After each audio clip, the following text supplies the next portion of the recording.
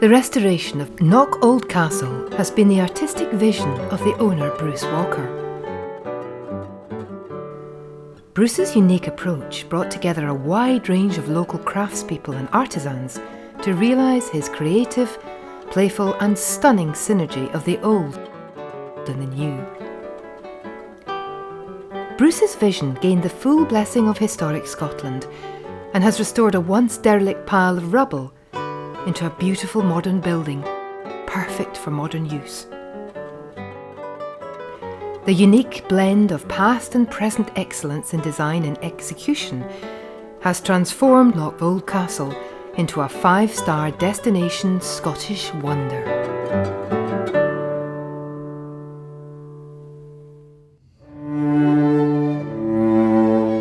When Bruce bought new Knock Castle, it came with an old historic ruin in the grounds.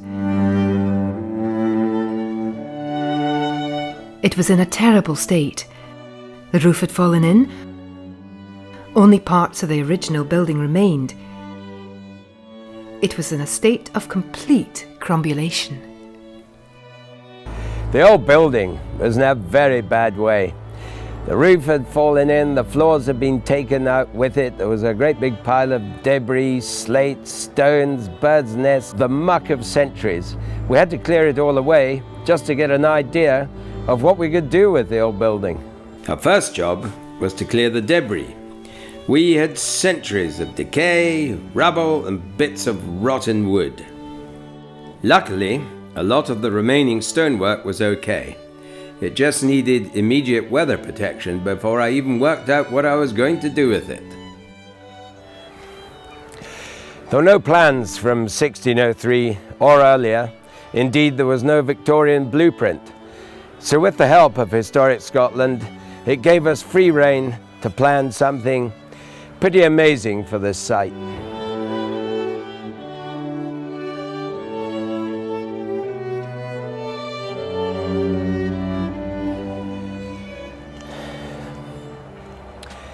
Thankfully, we had in Pat Lorimer a flexible, imaginative and creative architect.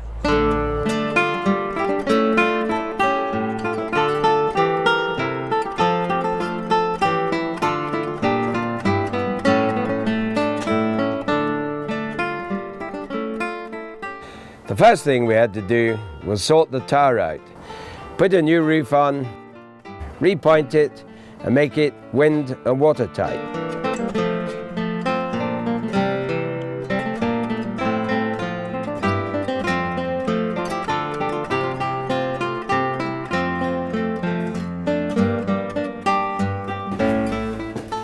Of course, renovating an old castle often means we're working in rather tight spaces.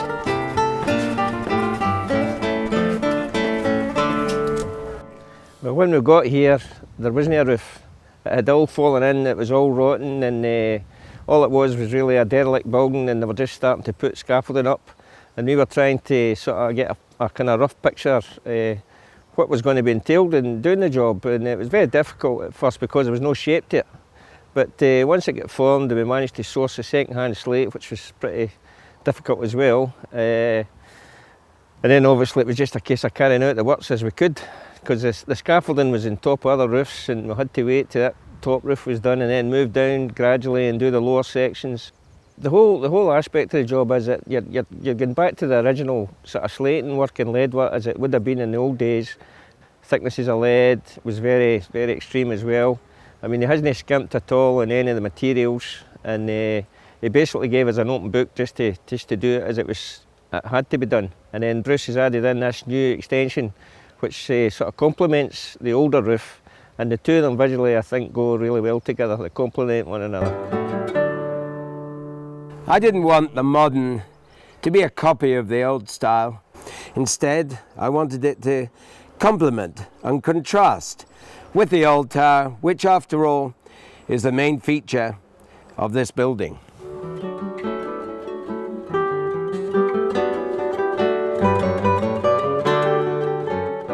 On the new part of the building, I was very keen to put a sedum roof on.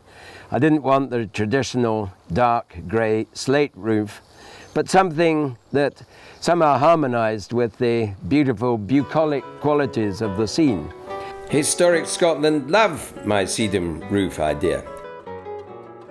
So, as you can see, it's turned out bright colours, and I'm very happy to say, graced by some local sheep.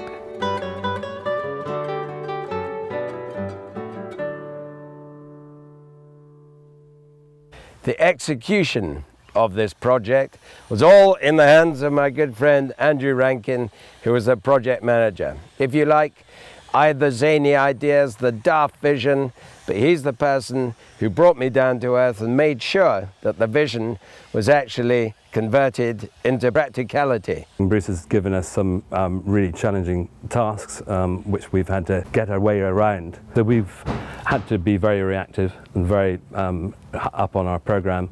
We've had to make sure everything happens at the right time for Bruce, and then there are always the situations that happen in old buildings where something will change, and we have to have that organisation day-to-day close contact with Bruce to make sure this all happens at the right time when it needs to.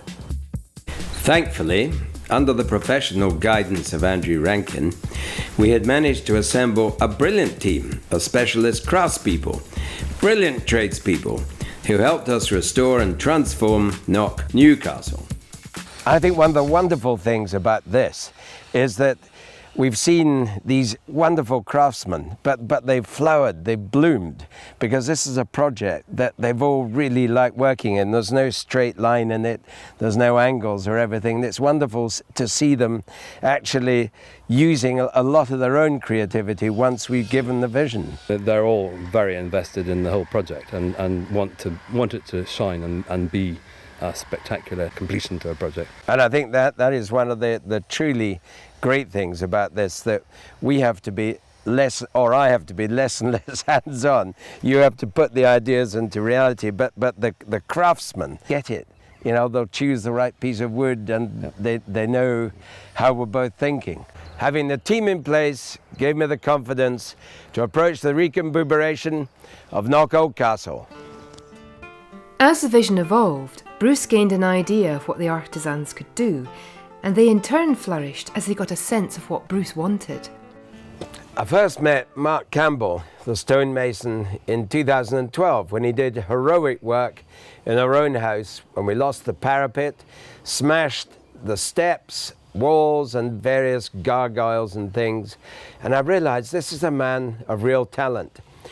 But what has really inspired me and made me pleased with his work is what he's done with the old castle, not just the repointing of the building, which he has done with flair, but he's really come into his own with the gargoyles, our family pets, our gargoyles, and the coat of arms, but also he's pandered to my quirkiness by carving very well things like Recombooberation in 2013. Well done, Mark.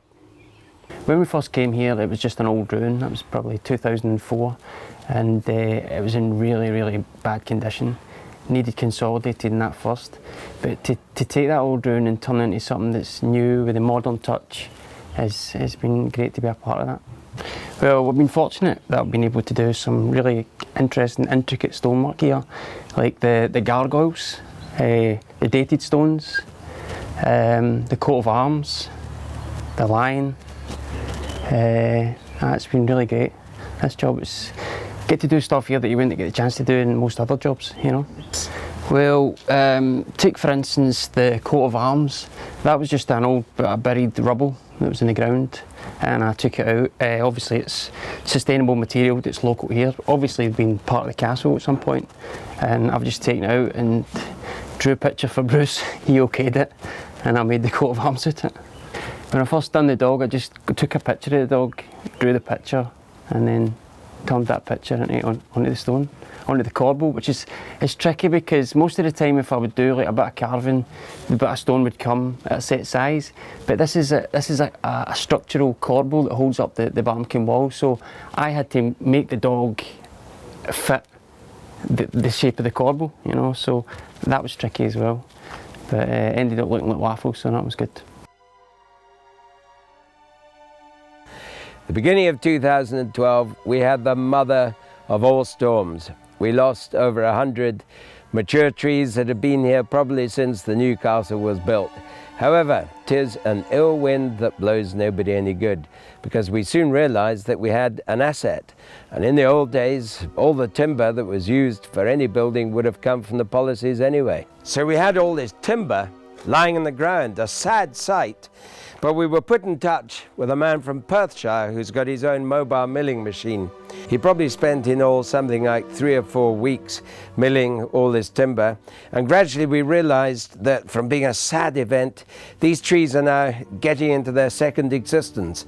And the ones that are really exciting are the hardest of the hardwoods. The elms, we had 23 dead elms, so we milled them as well. Oaks and yew, and I particularly love the texture and the colour of the yews. We had quite a lot of yews down. But we've got other trees here. We've got chestnut, sycamore, ash, monkey puzzle, and they've all contributed to the restoration of the old castle.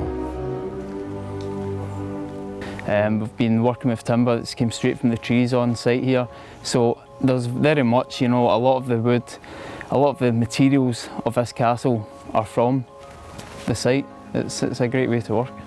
Yeah, on this project we have had the full scope from Bruce. He's basically, you know, said this is what I want, gave us a picture, let us go and get on with the job, design it to his taste. It's so different from your standard joinery work. You know, you're usually taught work with straight lines, parallel sizes, but here you can throw that rule book out the window.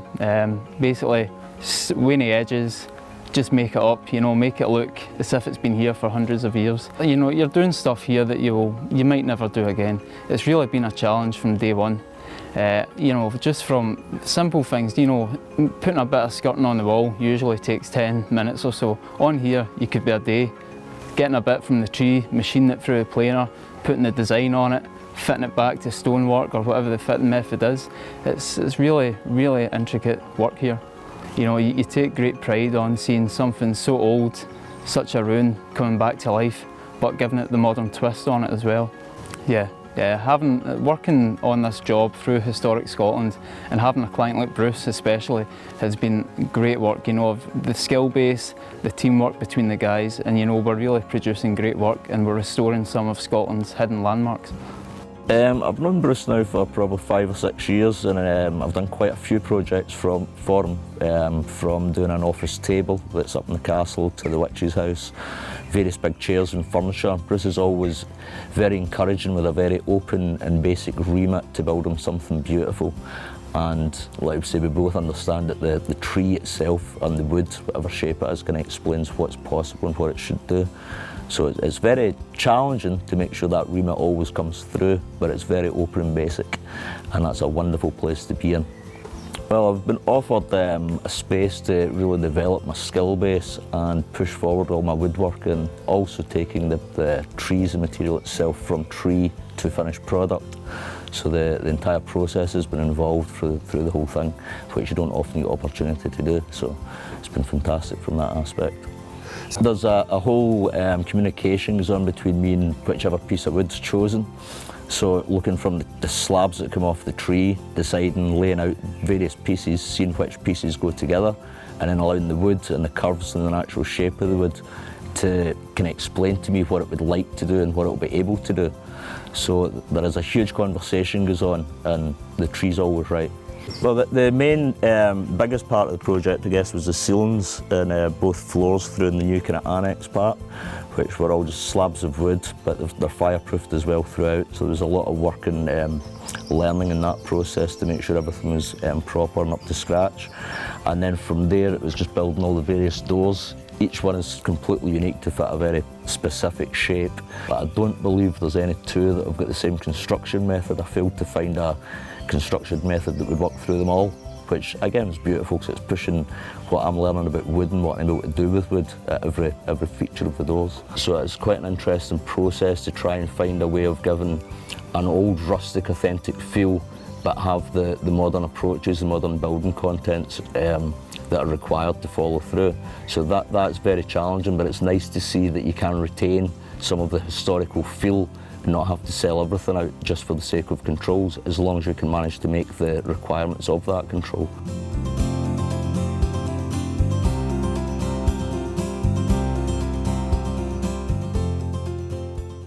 We wanted to use oak for the new extension, particularly the oak frame, and we managed to incorporate quite a lot of our own trees as well. And I think it rather deliciously melds and mixes with the hard but red sandstone of the original tower. We had to put in an oak frame, which was designed by the architects for the extension behind me. Okay, so we had to bring in a fairly large crane to lift the timbers from lorries. 4 men constructed the whole thing in a day with the crane driver, and the whole process was done very quickly and very efficiently. This is a bespoke structural oak frame made up in Angus by very, very incredible craftsmen. The frame itself is not, there are no nails, no screws. It's all tongue and groove, mortise and tenon, all with wooden pegs holding it together.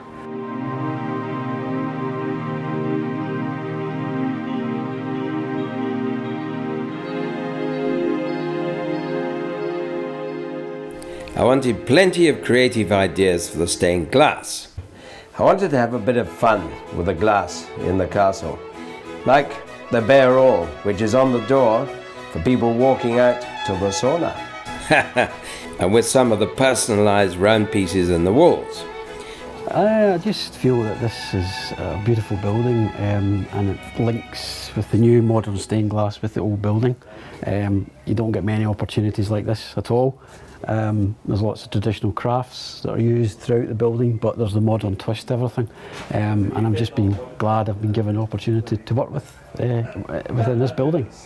Basically just designing something a bit in the modern style, using my own, giving me a bit of a free rein to be artistic. It's mostly traditional work I work on, but I've actually been given a kind of free rein here and been asked to come up with something. There's some small holes in the turrets here where I've put some small pieces of stained glass with the family members' faces on the glass, painted onto the glass. There's been small areas down at the bottom part of the castle where I've put some pieces of glass as well, so it's been pretty much bits and pieces throughout the whole building, and it's been a lovely project to work on, to be honest with you. We managed to make a spectacular window out of a section of hollowed out elm tree trunk. Besides, I think that Colin was pleased not to be used doing his usual church stuff. We got our distinctive metal working from Paul Salvadori. With the design of the weather vane, we got him to try out some of his artistic abilities.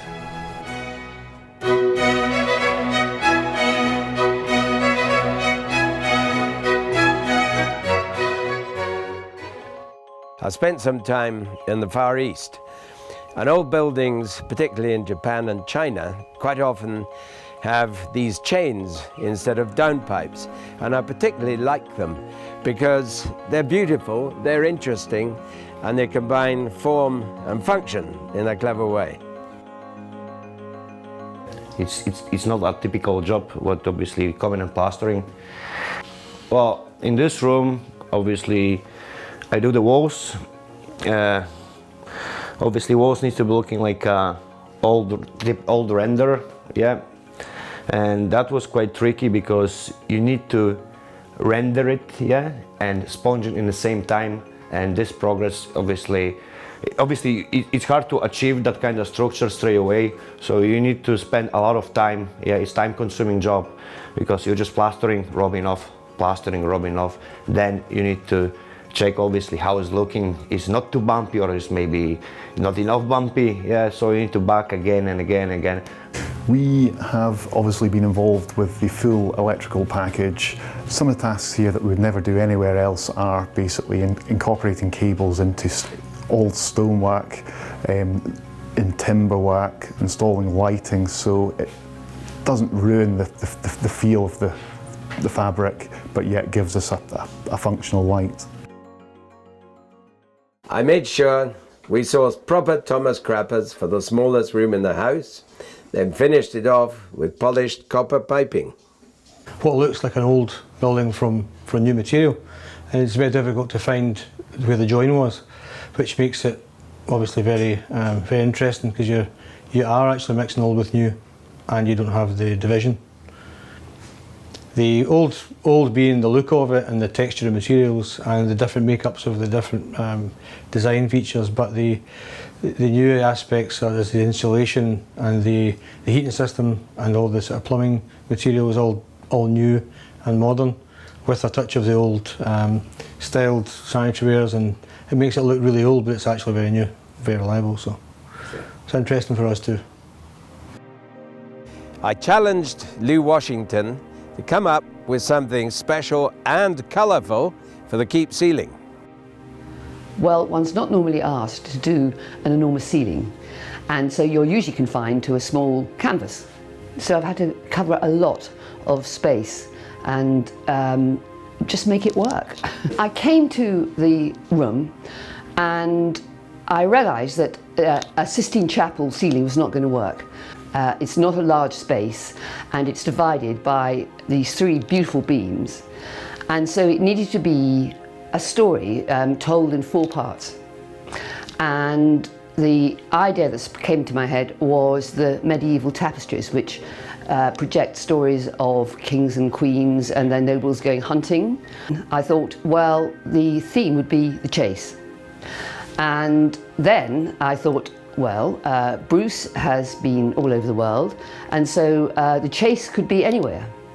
So the chase it is, no one ever catches anybody, they're just going around in a merry-go-round. And so you have dolphins and orca whales with birds swooping in on them, seabirds swooping in on them, and you have the elephant and the tiger and the langur monkey all following one another through the jungle, and then you have the busy fruitless horses and their riders with Mr. Fox looking on, and likewise with the hounds. He challenges the artist, and that has to be the best incentive. I asked him if he had any ideas about what he would like, and he just looked at me and said, "Your project." Well, that's quite something to come from, and so that actually took the longest. I went away and I thought about the project for months, and I fiddled around with bits of paper, but I didn't go back to him because I knew he meant what he said, until I eventually came up with the idea of the chase.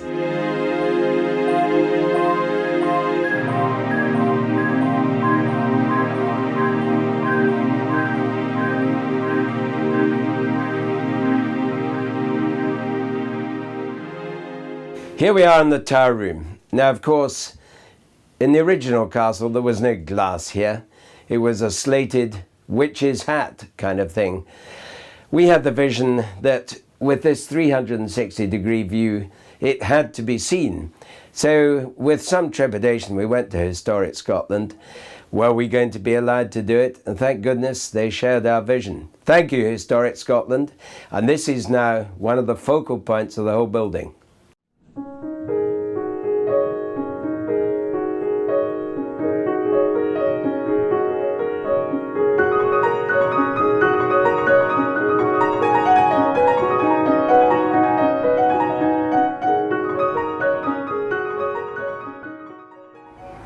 And the smallest tower has become a sauna.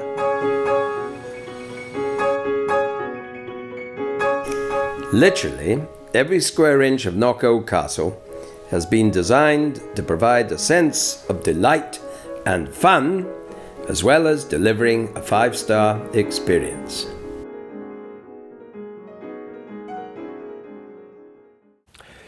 This is not a folly.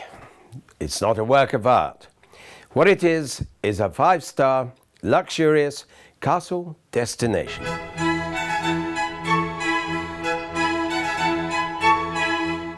It's big enough for 8 people or a large family, and so the bedrooms and facilities have to be beautiful and functional. It's all about the detail, and I wanted the bedrooms and bathrooms to be mini works of art in their own right.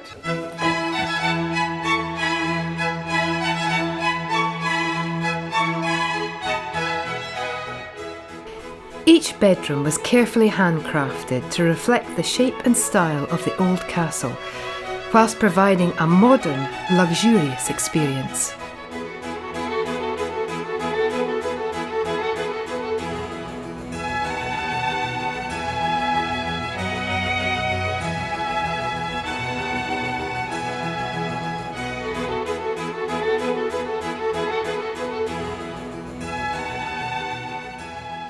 We were also lucky with Lizzie Dawson, who painted the tiles. I wanted scenes that reflected wildlife that surrounds the coast near here. Lizzie created the designs and then laid out the tiles so the overall piece of art would come together once fitted. I want every facet of Knockall Castle to surprise and fascinate you. It has to fight for the right to be included, and every aspect of this build has had to justify itself in terms of the overall artistic vision. The patchwork wall coverings were all designed to harmonize with the overall zany concept of the Recombooberation. Peter Silk ensured that all the materials harmonized with my vision and the feel of a contemporary Scottish creative design. I love the way that Peter has picked up a tradition that stems from the 16th century to the Victorians, using decorations and furnishings to say something about themselves, their vision and their aspirations.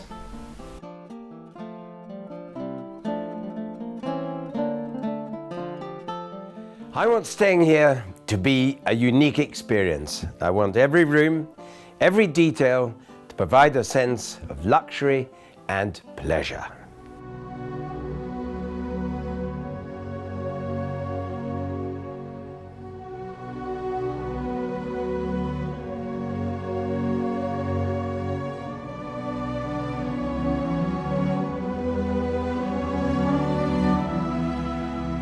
And has brought the best out of everybody, and I think elevated what artisan craftspeople normally do to the level of art. It's been fantastic to realise Bruce's connection with this sense of playfulness and fun that was once the hallmark of great design. So this is just like designing grand houses in the past, and Bruce has stamped his unique personality on the project.